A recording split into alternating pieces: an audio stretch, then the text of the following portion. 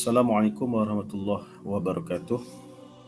Alhamdulillah rabbil alamin wassalatu wassalamu ala asyrafil anbiya'i wal mursalin wa ala alihi wa sahbihi ajma'in. Subhanaka la ilma lana illa ma 'allamtana innaka antal alimul hakim. Qala rabbi shrah li sadri wa yassir li amri wahlul 'uqdatam min lisani yafqahu qawli. Amma ba'd. Sidang penonton, sidang para jemaah, tuan-tuan haji, puan-puan hajah yang dirahmati Allah Subhanahu wa taala sekalian. Syukur kepada Allah Subhanahu wa taala kita dapat bertemu lagi dalam sesi majlis ta'lim ataupun pengajian kitab Mastika Hadis dalam menerusi program ataupun kuliah takmir yang dianjurkan oleh Jabatan Kemajuan Islam Malaysia, JAKIM, dan juga pihak JAIS. Dan mudah-mudahan ruang yang sebegini menjadi satu jadual dalam kehidupan kita, iaitu pengajian ilmu. Mudah-mudahan kita mendapat sesuatu yang Allah dan Rasulnya cintai dan sayang kepada kita, insya-Allah. Jadi tuan-tuan haji, puan-puan hajah, kita masih lagi bicara tentang perihal solat nafilah ataupun solat-solat sunat. Dan kali ini kita pergi kepada jenis solat sunat dinamakan solat sunat hajat. Saya kira tuan-tuan haji, puan hajah biasa melakukan solat hajat ini. Saya kira ianya satu bukan perkara asing. Solat jenis ini tidaklah merupakan perkara asing bagi kita.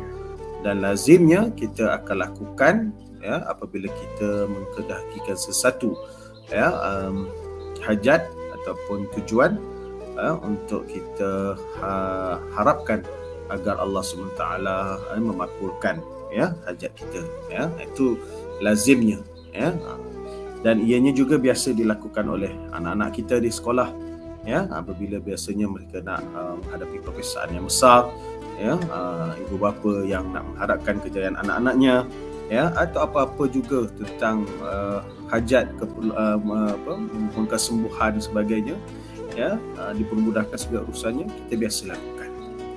Jadi pada hari ini saya ataupun kita bicarakan solat hajat ini berdasarkan hadis baginda Nabi sallallahu alaihi wasallam. Boleh buka kitab ini, kitab Mastika Hadis jilid kedua, surat 160. Al-Sami itu sami hadis yang berkaitan dengan solat hajat ini.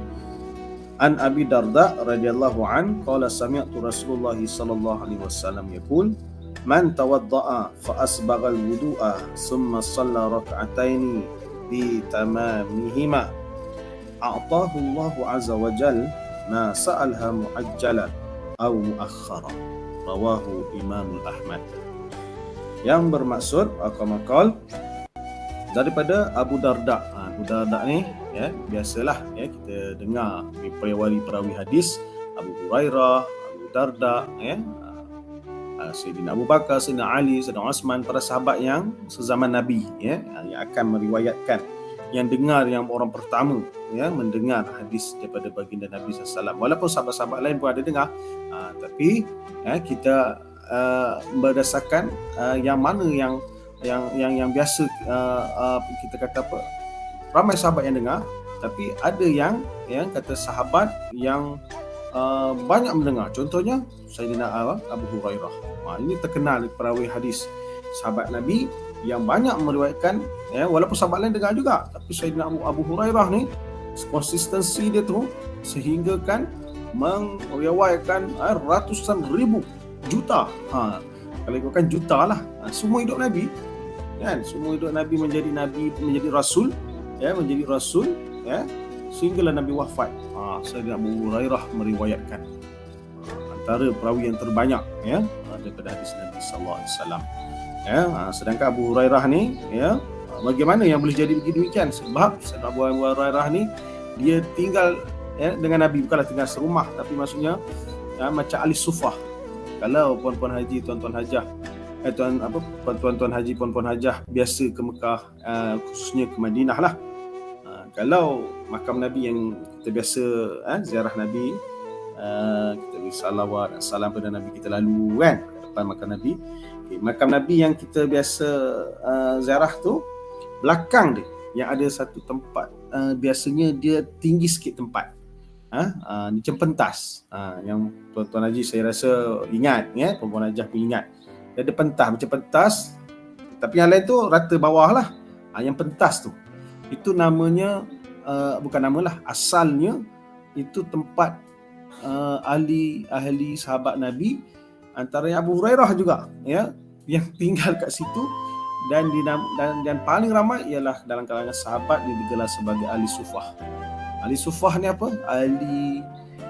Ahli sufi yang bukanlah tak ada rumah, dia nak berguru lah ibaratnya, nak tahu, nak ikut cara Nabi, nak riwayatkan hadis Nabi. Jadi dia tak nak balik, ibaratnya lah tak nak balik, kan, makan kat situ, tidur kat situ, tinggal kat situ. Jadi apa yang sahabat-sahabat datang bawa makanan, ataupun ada sahabat yang mereka masak juga, jadi mereka hidup di situlah. Jadi segala taklim Nabi tak pernah miss. Berjamaah dah tentulah tak pernah miss dengan Nabi SAW. Sebab mereka duduk dekat belakang tu. Makam Nabi tu, itulah rumah Nabi, kan, yang kita tahu sejarahnya, iaitu rumah Sayyidatina Aisyah.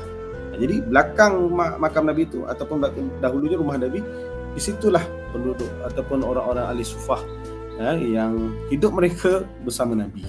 Jadi antara Abu Hurairah ni, dia sangat alert ataupun peka dalam mendengar dan mempelajari apa sahaja yang Nabi katakan, apa sahaja yang Nabi lakukan. Hadisnya 3, kita ulang balik, hadisnya ada 3. Yang dikatakan hadis ialah apa sahaja yang Nabi tuturkan. Macam ni lah kita baca ni. An Abu Darda radhiyallahu anhu sami'tu Rasulullah, dengar Nabi bersabda, Nabi kata, man tawadda'a asbagha wudu'a summa sara rak'ataini bitamamihima atahu azza wajal mas'ala fa mu'ajjala am akhara. Ini hadis berbentuk tutur kata Nabi.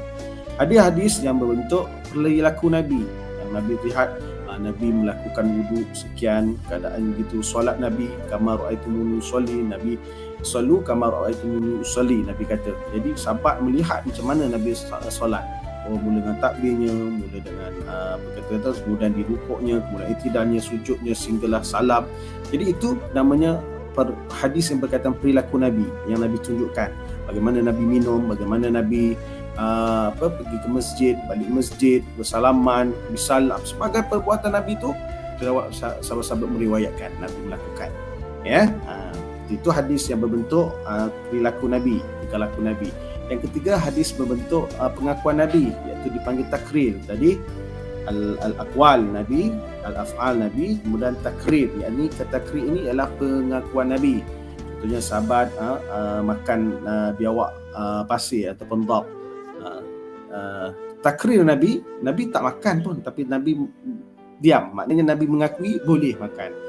Itu juga takrir, itu adalah hadis Nabi juga. Begitu juga contoh takrir Nabi terhadap sahabat yang contohnya Sayyidina Bilal.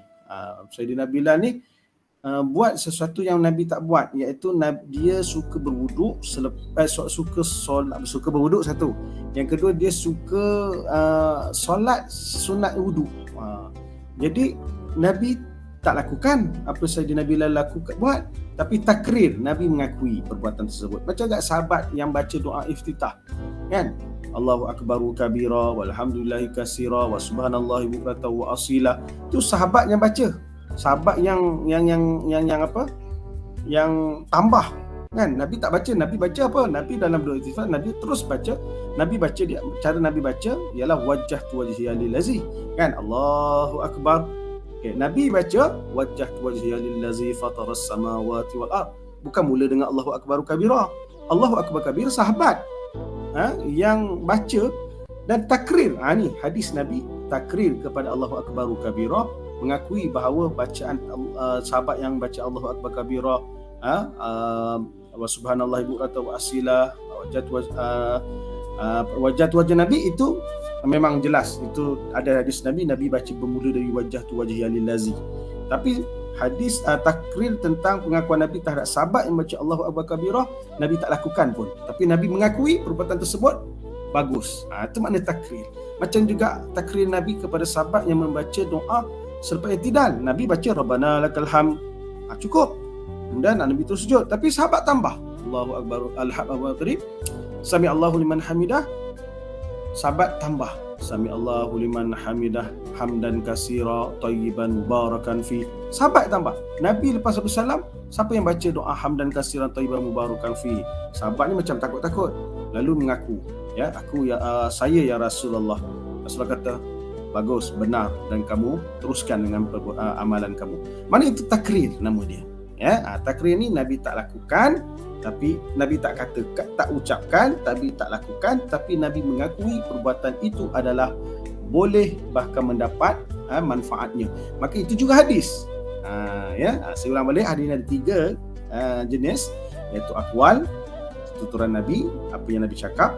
Contohnya tadi yang kita baca, perbuatan Nabi, perilaku Nabi yang sahabat lihat dan sahabat-sahabat meriwayatkan perilaku Nabi, tingkah laku Nabi.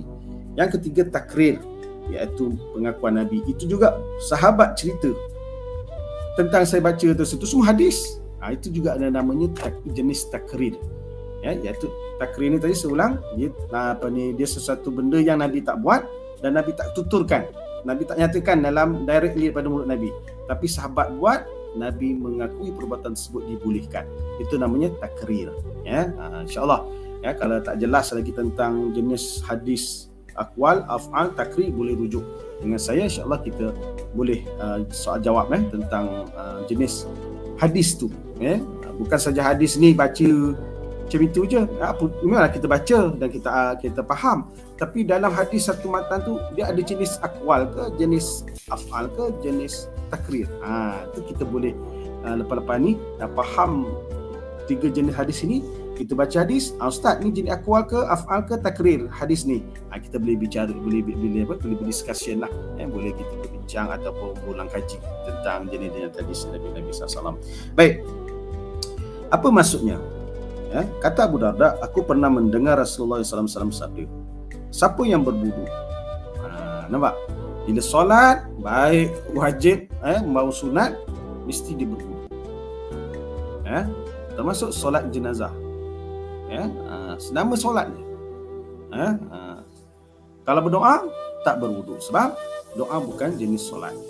Walaupun solat itu maksudnya doa, tapi dari sudut bahasa. Tapi solat yang dimasukkan istilahnya iaitu perbuatan rukuk, takbir, rukuk, sujud dan sebagainya. Walaupun solat jenazah itu tidak sama macam solat yang biasa, dia ada takbir, dia ada salam, tetapi dia tidak ada rukuk dan tak ada sujud. Maka dia juga namakan solat. Cuma ada sebahagian ulama mengatakan solat jenazah itu bukan jenis solat sebab dia tak ada rukuk, dia tak ada sujud. Ada sebahagian ulama, saya cakap ni sebagai ulama, maknanya ada ulama mengatakan solat jenazah bukan jenis solat yang sempurna, maka di sana dibolehkan tidak berwudu. Tuan-tuan haji, puan-puan haji, jangan salah faham. Jangan salah faham terhadap kenyataan saya. Solat jenazah boleh ke solat tanpa wudu? Saya kata sebagai ulama kerana justifikasi alasan yang dipegang, solat jenazah tidak sempurna seperti solat biasa. Maka di sana ulama berpandangan boleh tanpa wudu, sah. Itu saja. Tapi tak adalah ulama kata buatlah perbuatan tersebut. Ini nak kes mungkin dia terlewat ataupun dia katalah dia terlupa dan sebagainya, maka solat dia tak sah. Mungkin dalam kategori itu. Jangan pegang kata-kata saya, ustaz boleh lah macam ni solat jenazah tak wudu. Jangan. Wudu. Apa segala perbuatan yang sehampir ataupun ada di sana ciri-ciri solat. Contohnya sujud. Dia tak bukan solat sujud ni, tapi dia adalah sebahagian part daripada solat. Sujud tu part daripada solat, maka kena berwuduk. Apatah lagi solat jenazah yang tentunya ada niat, ada takbir, berdiri, Fatihah lagi, doanya lagi, salamnya lagi kena berwuduk. Sujud pun kena berwuduk. Betul lagi solat jenazah yang lebih banyak perbuatan part, sebab solat jenazah ni part juga sebahagian daripada perbuatan solat yang sempurna, maka lagilah kena berwuduk. Berbanding sujud pun, kalau nak sujud pun kena berwuduk, lagilah yang perbuatan yang lebih daripada sujud, iaitu takbir hingga salam tadi, iaitu solat jenazah tadi, lagi kena berwuduk. Solat yang sempurna, solat sunat, lagilah tak berwuduk, tak confirm tak sah. walaupun dia terlupa, kena solat balik. Dah sembahyang salat, lama tak wudu, kena solat balik. Kan? Itu dia punya syarat, kena berwudu. Kena berwudu. Cuma ada sebagian ulama solat jenazah ni saya sebut sebab dia part daripada solat, maka dia tak sempurna macam solat normal, solat yang adatnya. Maka boleh tak dia berwudu. Mungkin kes-kes yang tadi mungkin dia terlupa, mungkin dia terlewat, sebab solat jenazah ni mungkin tak sempat.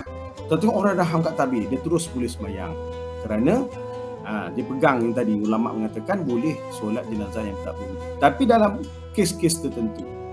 Tapi bagi pandangan saya, seeloknya berwuduk juga. Sedangkan kita sujud pun disuruh untuk berwuduk, baru sujud, baru boleh melakukan perbuatan sujud. Ini kan pula solat jenazah yang lebih daripada banyak lagi solat yang dilakukan.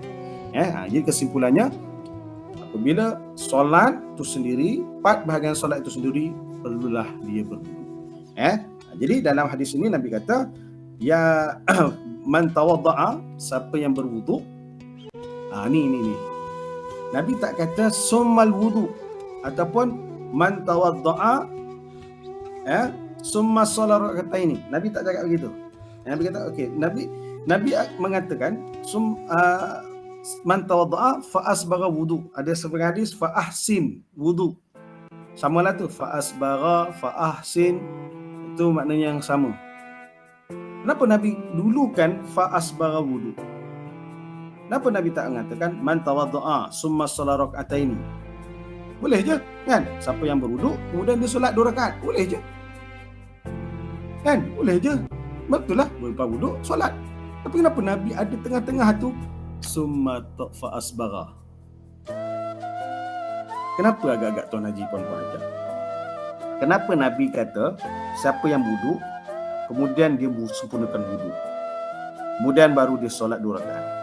Kenapa Nabi nyatakan sempurnakan wuduk? Kenapa tak Nabi cakap siapa yang berwuduk lalu dia pun solat 2 rakaat dengan cara yang sempurna dan akan diberikan oleh Allah SWT Azza wa Jalla? Kenapa tak ayat begitu?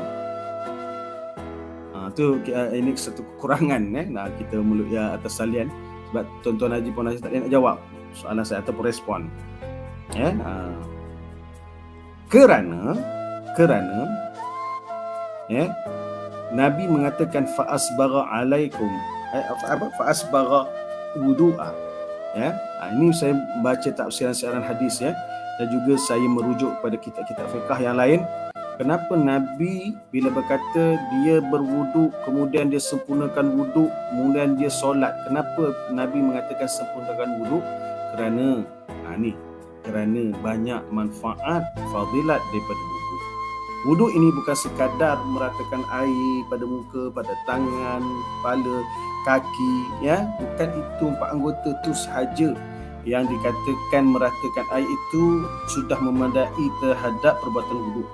Kerana sebabnya perbuatan wuduk itu selain dia punya manfaat dia tadi, membersihkan muka kita, masukkan tangan kita, bila kita basuh muka kita, niat ya Allah, bukalah dosa-dosa mukaku, yang muka kotoran, mataku yang melihat benda. Itu semua tu ada tu dia punya doa-doa ataupun niat-niat kita. Selain perkara itu yang kita niatkan atau kita buat, sebenarnya perbuatan menyempurnakan wuduk tadi, kita basuh muka ini semua tadi adalah sesuatu perkara yang disuruh.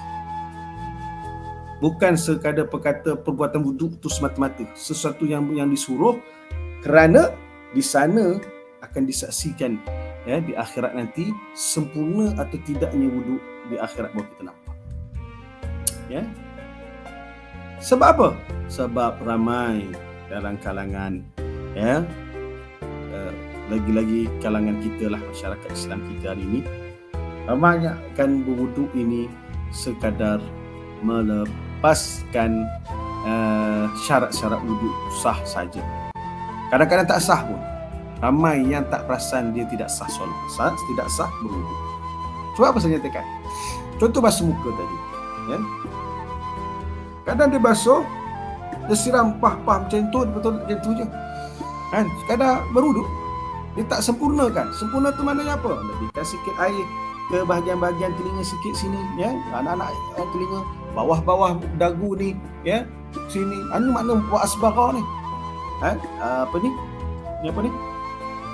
Kening ni digosok-gosokkan dengan air, ratakan dengan air. Kalau kita macam tu je, kita tak gosok pun. Yang apa ni? Usainya gosok-gosok. Ni janggut lagi. Kalau janggut yang tebal, itu tak apalah. Sunat saja untuk dia rata-ratakan sampai kena ke semua.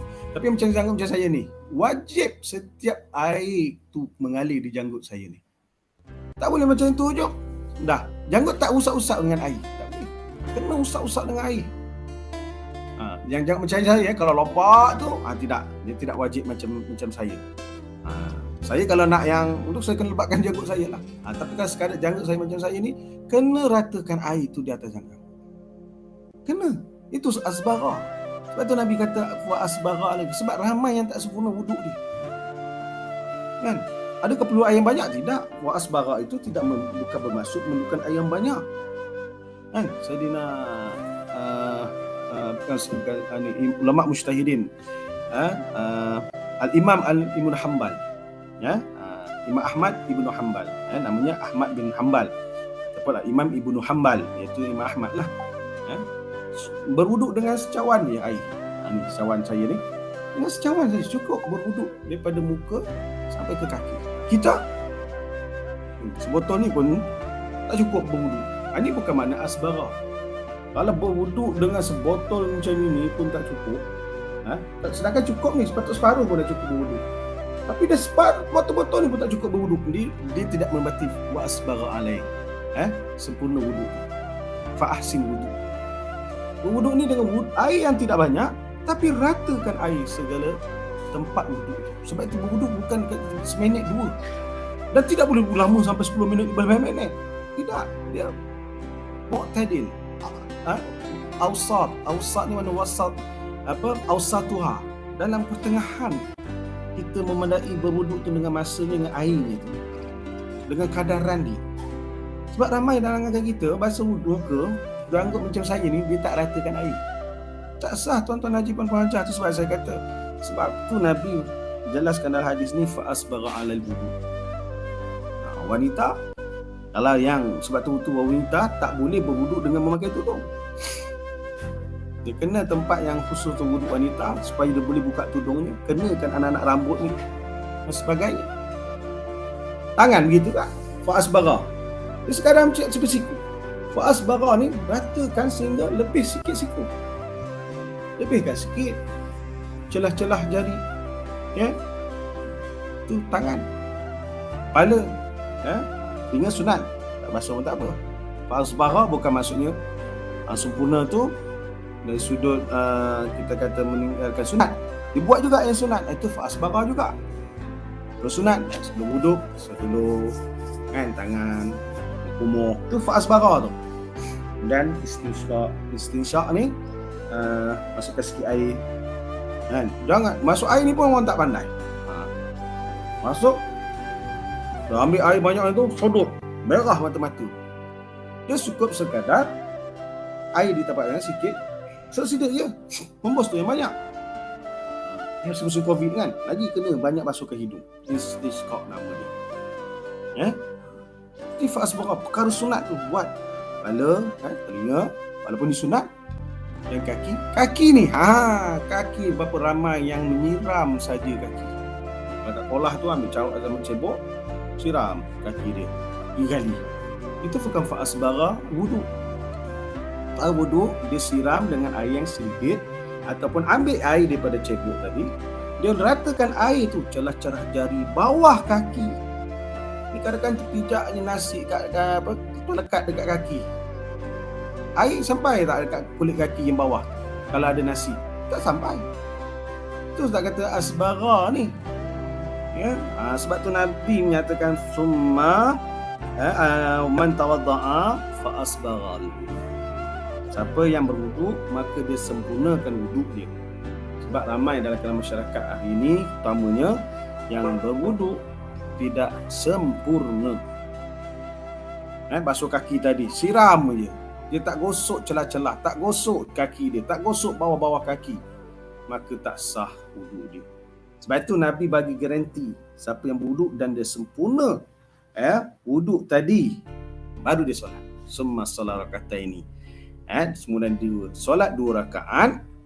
Apa Nabi mengatakan? Bitamamihima, dengan sempurna keduanya. Kedua apa? Wuduk dan juga solat ni. Ramai hari ni solat, lagi-lagi solat sunat. Kalau solat fardu pun, dia menunaikan solat. Saya cakap ni, ramai dalam kalangan kita yang menunaikan solat, tidak mendirikan solat. Ada beza ke Ustaz menunaikan solat, mendirikan solat? Menunaikan solat, dia sekadar solat je, tunaikan solat je. Maksudnya apa? Yang Nabi kata bitamamiha, sempurna tu, tak ada kesempurnaan. Tadi kita tengok dia semayang, baru angkat takbir, kali-kali dah salam. Ini orang yang menunaikan solat, sekadar nak tunai. Ramai dalam masyarakat kita, anak-anak kita, anak-anak buah kita, adik-beradik kita, mungkin yang ada dalam golongan ni. Perhatikan balik tuan-tuan haji, puan wajah, cek balik anak-anak kita solat, cek balik cucu-cucu kita bertanggungjawab ya akhirat nanti. Ada tak engkau ajar anak-anak engkau solat dengan cara menunaikan solat yang betul? Ramai masyarakat hari ini hanya menunaikan solat, ramai yang tidak mendirikan solat. Ini yang kita bimbang. Lagi perkara wuduk, perkara sunat. Solat sunat, lagilah ramai yang menunaikan solat sunat bersahaja, tak ada rasa pun dia nak mendirikan solat sunat. Kalau solat fardu pun dia tak sempurna dengan mendirikan solat fardu, ni kan lagi solat sunat, dia rasa sunat lagilah. Nak buat pun payah, sunat. Sebab itu Nabi bagi jaminan, siapa yang berwuduk dengan sempurna, solat sunat dengan sempurna, mendirikan solat, bukan menunaikan solat, mendirikan solat. Mendirikan solat ni dengan apa? Takbirnya betul, lafaznya, baca Fatihah dengar dia, sekadar telinganya ni baca Fatihah pun tak dengar. Bismillah, alhamdulillah, ladan, macam itu je. Allah. Saya rasa antara musibah kemurkaan hari ini ialah orang yang solat pun tidak sempurna. Orang yang meninggalkan solat apatah lagi berapa ramai. Orang yang tinggal solat pun ramai. Orang yang mendirikan solat pun orang yang menunaikan solat pun tak ramai. Orang yang mendirikan solat lagi tak ramai. Inilah mungkin musibah-musibah Allah yang kita hadapi hari ini. Berapa ramai orang yang betul-betul solat. Berapa ramai orang yang benar-benar mendirikan solat, sehingga dia tu merasai dia tu solat. Dengan apabila dia bersalam, dia puas hati dengan perbuatan solat dia tadi. Berapa ramai? Cuba cek balik, cek balik bacaan solat kita, Fatihah kita, tahiyat kita, cek balik. Kita tak boleh, Ustaz saya dah sembahyang 70 tahun Ustaz, takkan tak betul lagi? Jangan. Kenapa Nabi declaration hadis ini begini? Nabi kalau umat Nabi ni, jadi Nabi tahu kan, Nabi ni kan tahu perkara yang dah lalu dan perkara yang akan datang. Ini dia panggil kasyaf. Nabi, Allah kurniakan kasyaf pada Nabi. Kasyaf ni benda yang Nabi dibuka hijab. Mana pada masa zaman akan datang ada umat yang begini. Sebab tu Nabi keluarkan hadis begini, bahawa orang yang berwuduk, dia sempurnakan wuduk.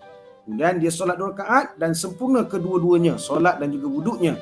Barulah dengar, Allah berikan apa saja yang dia pohon.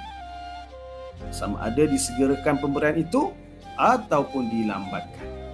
Maknanya pasti Allah beri. Sebab itu kita berdoa tak terima. Kan? Mungkin Allah lambatkan kot.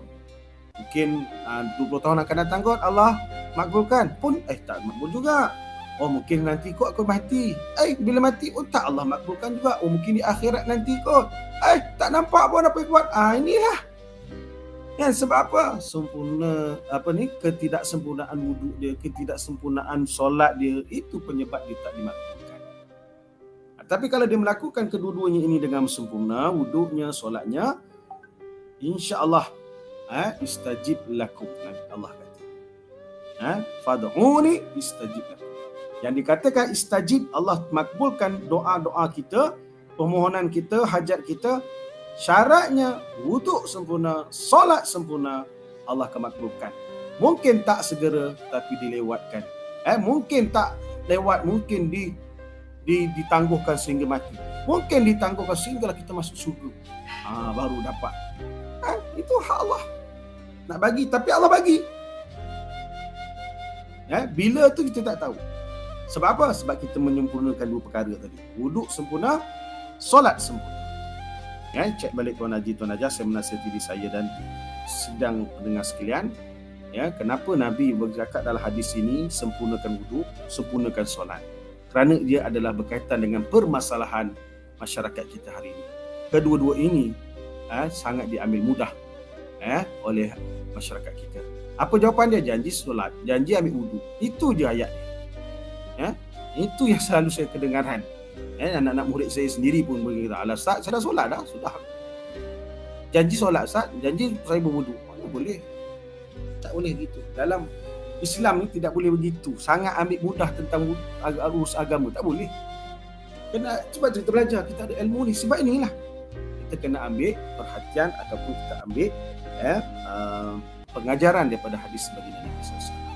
Baik, adakah di sana disebut tentang jenis solat ini adalah solat hajat? Ya, ada. Apabila Nabi kata ma sa'ala apa tadi? A'tahu ma sa'ala. Atahu Allah Azza wa Jal ma sa'ala. Sa'ala ni apa yang dimohon. Mana mohon tu dia hajat lah. Jadi solat ini adalah jenis solat hajat. Walaupun lafaznya ataupun solat itu tidak dinamakan, Nabi tak namakan ini adalah solat hajat. Dalam hadis ni tak ada. Tapi ulama namakan solat ini adalah solat jenis solat hajat. Sebab itu kita niat soli sunnatul hajat rakaataini lillahi ta'ala. Saja aku solat sunat hajat 2 rakaat kerana Allah Taala. Kerana berdasarkan konteks hadis. Jadi tadilah solat taubat dinamakan solat taubat kerana apabila dia berdosa, kita dengar dulu kan, apabila dia melakukan dosa, dia mula menyesali, kemudian dia berwuduk, kemudian dia dirikan solat, maka itu jenis dia adalah jenis solat taubat. Begitu juga kita belajar itu solat sunat istikharah. Apabila dia summa astakhiruka, ya Allah, aku memohon pilihan petunjuk. Itu namanya solat istikharah. Begitulah dengan solat hajat. Walaupun tidak disebut directly maksud solat hajat, tapi bila Nabi menyebut sa'ala apa yang diminta, maka itu adalah jenis solat hajat. Jadi kita niat dalam nafas niat kita ataupun dalam niat kita saja aku solat hajat. Baik. Hadis ini disokong oleh hadis yang berikutnya. An Utsman ibnu Hunayf radhiyallahu an ma ata ila Rasulullah sallallahu alaihi wasallam faqala ya Rasulullah ud'u Allah an yakshifa li an basari qala aw ad'uka qala ya Rasulullah innahu qad shaqqa alai zahabu basari qala fantaliq fatawadda summa salli rak'atayn. Summa qul Allahumma inni as'aluka wa atawajjahu ilaika bi nabika Muhammad sallallahu alaihi wasallam. Ini doa. Sebab itu saya suruhkan pada tuan-tuan haji, puan hajah beli buku ni banyak di kedai-kedai. Antaranya sebelah tabung haji itu ada juga. Saya lihat ada buku ni. Sebelah tabung haji, kedai atar tu kan. Hadis. Sebab apa saya suruh beli? Sebab saya bacakan doa ni. Mungkin tuan haji tak sempat salin, apa lagi nak hafalnya. Saya sendiri pun. Jadi kita ada buku ni, kita lepas solat, kita ambil buku ni, kita baca doa-doa yang disyurkan. Tadi yang lepas saya kata doa-doa maksur Nabi daripada hadis. Macam doa istikharah. Panjang. Jadi kita ada buku ni, kita boleh rujuk balik baca bila kita selepas solat istikharah. Begitu juga solat hajat. Selepas kita solat hajat, kita baca doa yang Nabi sebut dalam hadis ni. Apa doanya? Nabi baca. Allahumma inni as'aluka wa atawajjahu ilaika bi nabiyyi Muhammad sallallahu alaihi wasallam. Nabi rahmah ya Muhammad inni atawajjahu ila rabbi bika an yakshifali an basari. Allahumma syafi'hu fiyya wa syafi'ni fi nafsi. Faraja'a wa qad kashafallahu an basari. Rawahu an-Nasa'i wa ghairuhu ni saja riwayat Imam Nasa'i, imam lain pun riwayat yang sama. Mana kuatnya hadis ni? Hadis adalah hadis sahih ni kuat sebab ramai yang riwayat yang sama. Apa makna tawatir? Apa makna sahih? Maknanya orang cerita tentang contoh saya nak bagi analogi mudah. Apa makna tawatir, mutawatir? Apa maksud sahih ni? Analogi saya buat macam ni. Kan ada berita visual video Okey, apabila seseorang itu dijangkiti COVID, maka amalkan dengan cuka, letak kat tangan, duduk sekuat-kuatnya, ataupun rebuskan air cengkeh. Jadi si A kata begitu, berkesan. Dia kata berkesan. Kita kata ya ke, kan? So si B cakap dia, si C cakap, si D cakap, si hampir ramai yang mengatakan perkara yang sama, perbuatan yang sama dan memberi kesemua sama. Itu maknanya perkara yang sahih. Apa makna sahih? Validity. Apa makna mutawatir? Si A cakap yang sama, si B cakap yang sama, si C cakap yang sama, si D, sampai si Z pun cakap benda yang sama, hasil yang sama. Itu makna tawatir. Betul, ramai yang mengatakan yang sama. Apa makna sahih? Sahih maknanya perkara itu sah, valid, makna validity, memperakuinya. Tu saya cerita tentang buku cengkeh, tentang cengkeh, tentang cuka tadi untuk rawat COVID. Jadi mudah kepada kita perkara apa benda sahih, iaitu perkara ni ramai yang cakap yang sama. Hadis ini si fulan cakap, si perawi cakap, perawi ni cakap, perawi Z cakap, perawi Y cakap, perawi ni cakap. Maka itu namanya sahih, maknanya mutawatir. Ramai yang mengatakan yang sama. Kalau hadis ni lagilah 1000 tahun yang lepas. 1000 tahun tu ramai cakap yang sama. Nah, itu maknanya. Ya, jadi saya bagi konteks tadi tu konteks yang faham lah. Kita faham apa makna sahih, betul ke? Kalau setakat seorang dua cakap tak kuat, ya. Ataupun hanya 2-3 orang cakap pun tak kuat. Tapi kalau ada 1000 cakap benda yang sama, mengatakan hasil ini adalah baik, maka kita percayalah. Ini kata kefahaman, ya. Fahaman apa yang dimaksudkan hadis sahih ni, ya. Ini ramai yang mengatakan hadis ni, tentang hadis ni, ya. Apa maksudnya? Daripada Uthman bin Hunayf radhiyallahu an, bahawa seorang orang buta, seorang buta datang jumpa Nabi. Siapa sahabat antara sahabat yang buta yang berjumpa Nabi? Iaitu Abdullah ibnu Makhtum, kan? Abdullah ibnu Makhtum terkenal dengan sahabat Nabi yang tugasnya adalah seperti Bilal bin Rabah, iaitu muazzin pada zaman Nabi, ya. Itu sahabat Nabi yang buta, ya. Jadi seorang sahabat ni, seseorang datang, iaitu orang ni adalah buta. Ya Rasulullah, berdoalah kepada Allah untuk celikkan mataku. Ini kelebihan lah, ya. Sahabat-sahabat yang jumpa Nabi, bila seseorang tu maknanya dia hidup pada zaman Nabi, dan kalau dia beramal macam tadi Sayyidina Abu Bakar, Sayyidina Abu Hurairah, ini dia panggil sahabat. Sebab apa? Dia hidup pada zaman Nabi, dan dia bersama Nabi dan sentiasa bersama Nabi dan mengamalkan apa yang Nabi, itu sahabat. Kalau seseorang datang balik, itu boleh bagi sahabat, sebab dia hanya jumpa Nabi dan dia balik. Sahabat ni mesti hidup sesama Nabi dan dia beramal dengan apa cara Nabi seumur hidup dia. Itu baru dipanggil sahabat. Macam kita pernah dengar kisah Uwais Al-Qarni, kan? Uwais Al-Qarni hidup zaman Nabi, tapi dia bukan sahabat Nabi. Sebab apa? Dia tak pernah jumpa Nabi pun, tak pernah bersemuka dengan Nabi, kan? Tapi dengar kisah Nabi di Madinah, di Mekah, Nabi sekian. Dia hanya dengar je, tapi tak sempat nak jumpa Nabi. Ini bukan sahabat, tapi dia seorang soleh lah. Tapi nak cerita apa makna tafsiran sahabat. Sahabat ini ialah mesti hidup zaman Nabi dan bersama dengan Nabi. Uwais Al-Qarni zaman sama Nabi, tapi tidak pernah jumpa bersama dengan Nabi. Tapi dia tidak dinamakan sahabat. Uwais Al-Qarni, kan? Okey, faham? Okey, seorang ni datang. Ya Rasulullah, doakan untuk aku buta supaya aku dapat celik, mudahkan untuk aku. Kan? Macam kisah juga seorang, bukan seorang lah, kaum Bani Salamah. Bani Salamah ni jauh pada bandar Madinah, daripada kampung pelosok datang jumpa Nabi, kan? Datang Nabi, ya Rasulullah, kami bila dengar pengajaran Tuan, kami dengar hadis-hadis Tuan, apa yang Tuan kata, tunjukkan tentang Al-Quran lagi, jadi kami tertariklah, berminat dengan kami, suka duduk majlis ilmu, bahkan kami nak sentiasa bersama kau ya Rasulullah, nak duduk buat rumah kat sini. Bani Salamah ni satu kaum datang jumpa Nabi, boleh tak kami buat rumah kat sekitar Madinah ni? Nampak Nabi sengih, Nabi senyum. Macam ni lah, boleh tak? celikkan, doakan untuk aku supaya aku celik. Nabi senyum, Nabi sengih. Apa? Nabi tahu hajat-hajat mereka, macam Bani Salamah. Nabi tahu mereka nak dapat apa yang mereka cakap tadi. Tapi Nabi kata, kan, ini kalau kita baca dalam surah Yasin, ada kisah Bani Salamah ni. Kan, memanglah kamu berhajat nak tinggal bersama aku, sekitar nak buat rumah. Tapi bayangkan, kamu datang yang jauh tadi, ya. Bayangkan kamu datang jauh tadi, berapa banyak langkah kamu, berapa banyak kesan-kesan tapak kamu menjadi saksi kepada kamu di akhirat nanti. Ditulis dalam kitab kitab amalan soleh kamu. Bila sahabat Bani Salamah dengar orang itu, oh iyalah, banyaklah kami, berapa jauh, dan menjadi saksi kami ya Rasulullah. Ya. Jadi menjawab kepada Nabi kata, terpulang nak pindah ke tidak, tapi lebih baik kamu tinggal apa yang kamu dah tinggal dekat dua Bani Dah tadi. Macam inilah sebenarnya baik untuk kamu dalam keadaan begitu. Kan?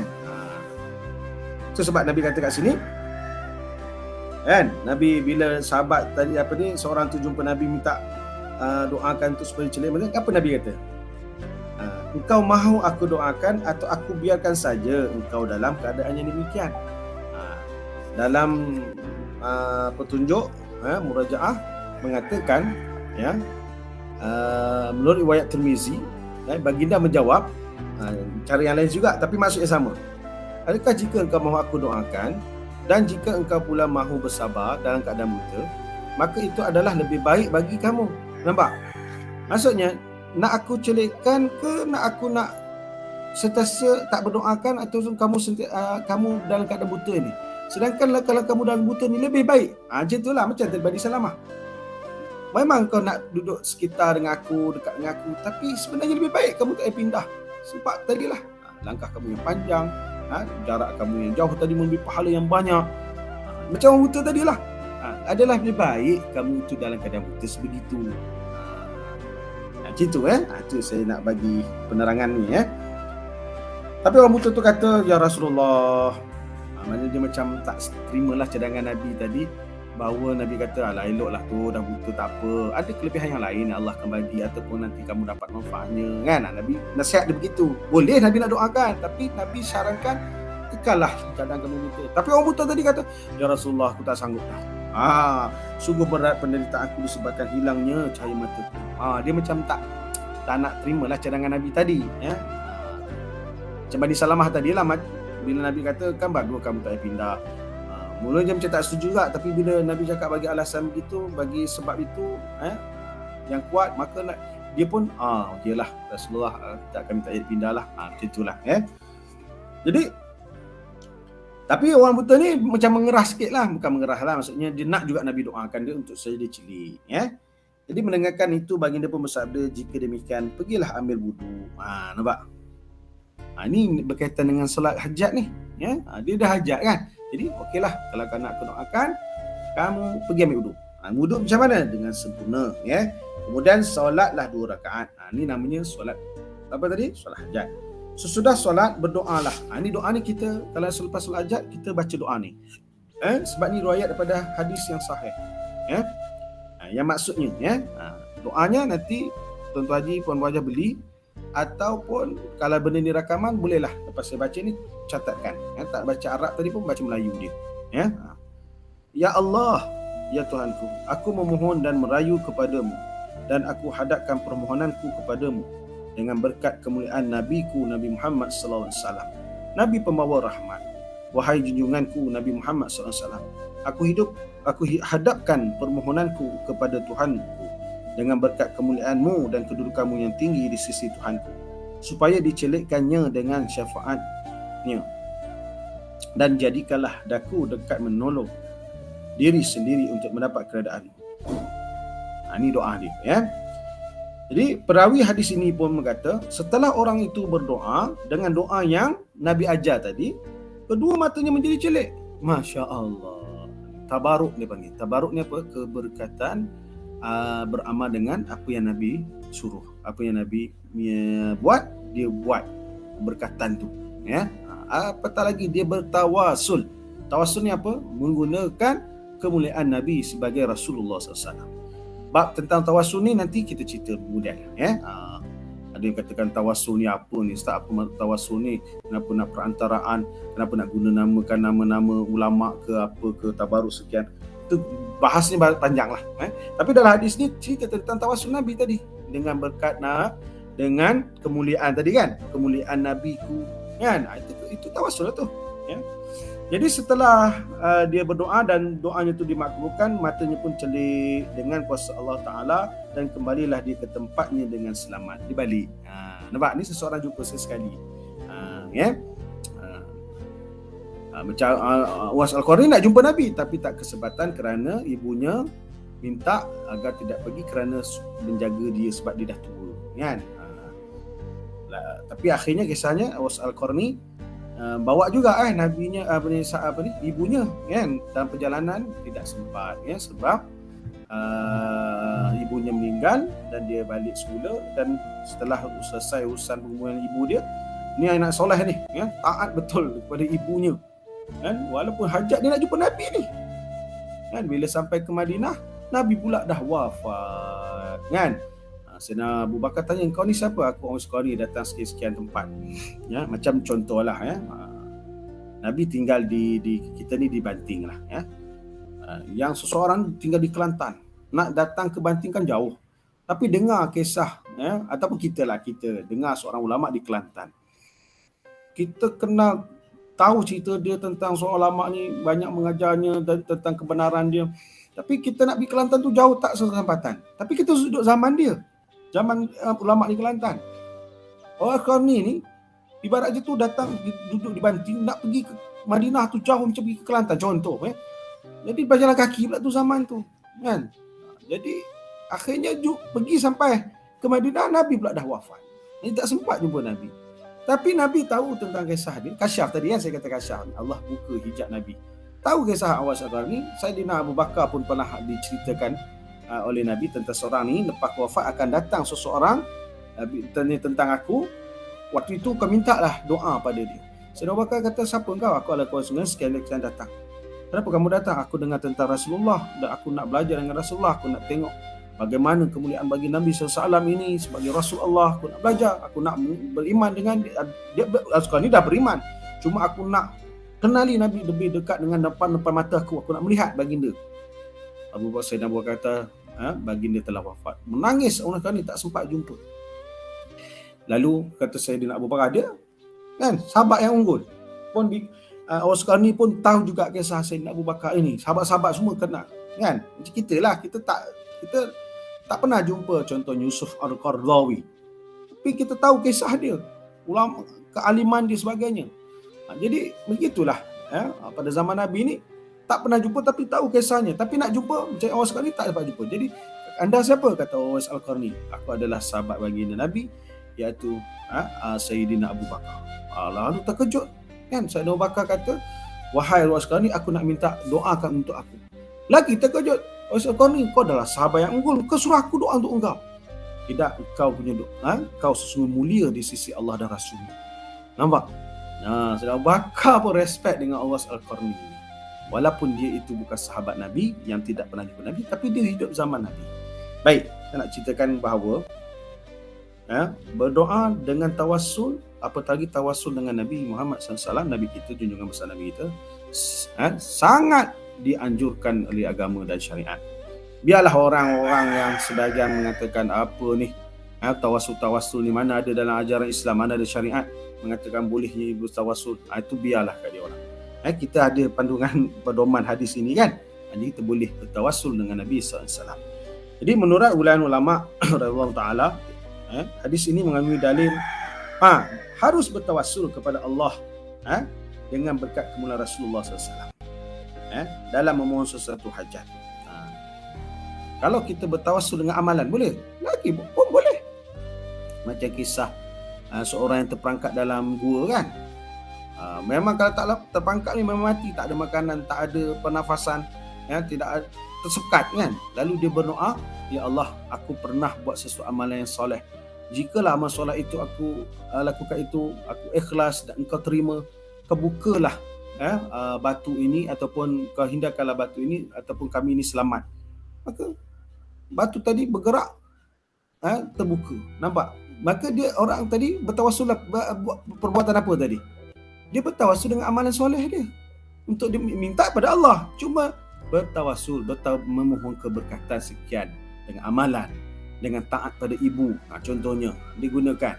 Maka minta pada Allah, bukan minta kepada amalan tadi, bukan minta pada Rasulullah. Macam kita meminta keberkatan kepada Rasulullah, minta kepada Allah tapi melalui keberkatan Nabi kepada Rasulullah, maka Allah makbulkan. Macam kisah tadi, buta tadi tu boleh celik balik sebab berdoa dengan keberkatan, menggunakan keberkatan Nabi, nama Nabi. Contohnya macam kita nak jumpa sultan, boleh directly pergi jumpa sultan sekarang ni, pergi Tuan Haji, pergi Puan Hajah, pergi, boleh. Mesti melalui perantaraan dulu, kan? Sekurang-kurangnya siapa? Orang istana dulu, kan? Tapi kita ni memang payahlah, mana boleh suka jumpa, kan? Tapi anda katalah kita nak jumpa pun mesti ada melalui sarut apa. Itu dengan manusia pun bukan senang nak jumpa, bukan senang nak dimakbulkan sultan tu, kita nak ikut apa? Bukan apa nak terima permohonan kita ataupun berjumpa dengan kita. Itu manusia ini lagi Allah SWT. Memang kita minta pada Allah, tapi minta dengan keberkatan, tawassul dengan nama kemuliaan Nabi SAW ataupun kemuliaan Rasulullah SAW. Jadi ulama mengatakan boleh bertawassul kepada Allah dengan keberkatan Rasulullah SAW dalam memohon satu hajat, dengan disertai itikat kepercayaan bahawa yang melaksanakan hajat ialah Allah SWT. Nampak? Kita itikat makbulkan hajat itu ada Allah, bukan amalan, bukan tawassul tadi, tapi kepada Allah, dan bahawa Allah juga lah yang memberi dan menyekat apa yang dikehendakinya, tetapi yang dikehendakinya tetap berlaku, dan apa yang tidak dikehendakinya tidak akan berlaku. Apa yang Allah nak, kun fayakun, jadi. Kalau Allah kata benda tu tak jadi, tak jadi. Itu maksudnya. Tujuan disyariatkan solat hajat ialah kerana menegaskan dasar tauhid bahawa Allah jugalah yang menjadi tumpuan permintaan. So adakah dia solat hajat ini disyariatkan? Iya. Dalilnya Allahus Samad, Allah tempat memohon hajat. Maka kita buat solat khusus hajat untuk berdoa dan berhajat. Walaupun boleh kita nak berdoa hajat minta Allah sebagai solat fardu, tak ada masalah. Tapi kita nak juga solat khusus. Selain kita buat solat fardu, kita berdoa hajat kita kepada Allah SWT yang kita biasa lakukan sebab solat fardu, dan kita nak juga lakukan tambahan, nafilah ni tambahan dengan melakukan solat 2 rakaat untuk memohon hajat, sesuatu yang kita kehendaki. Macam anak-anak kita, kan, anak-anak murid kita atau yang gurulah, dia nak berjaya dalam hidup dia, kita solat hajat untuk dia, ataupun kita solat hajat sama-sama. Okey, tentang solat sunat ni, bagaimana kita nak lakukan afdal? Tentang solat ramai-ramai, solat sendirian, kan, di masjid, di rumah, insya-Allah kita akan bicara pada masa akan datang. Ada perkara tu kita akan sentuh. Okey, kita sambil habiskan. Okey. Tujuan disyariatkan solat hajat ialah kerana menegaskan dasar tauhid bahawa Allah jugalah menjadi tumpuan permintaan, Allahus Samad, sekalian makhluknya, dan dialah jua yang menyampaikan hajat sesiapa yang kehendaki. Okey, jadi banyak lagi kata pengarang jenis-jenis solat sunat. Dia cerita dalam sekitar masa ni sampai solat hajat aja. Apabila solat witir, solat rawatib, solat malam, solat duha, solat taubah, solat istigharah, solat hajat. Sekarang situ je, 7 jenis, Banyak lagi solat-solat sunat yang ditergalakkan untuk mengerjakannya, seperti solat tasbih, solat Asyura, solat tahiyatul masjid, solat sunat ihram, solat sunat tawaf dan lain-lain lagi.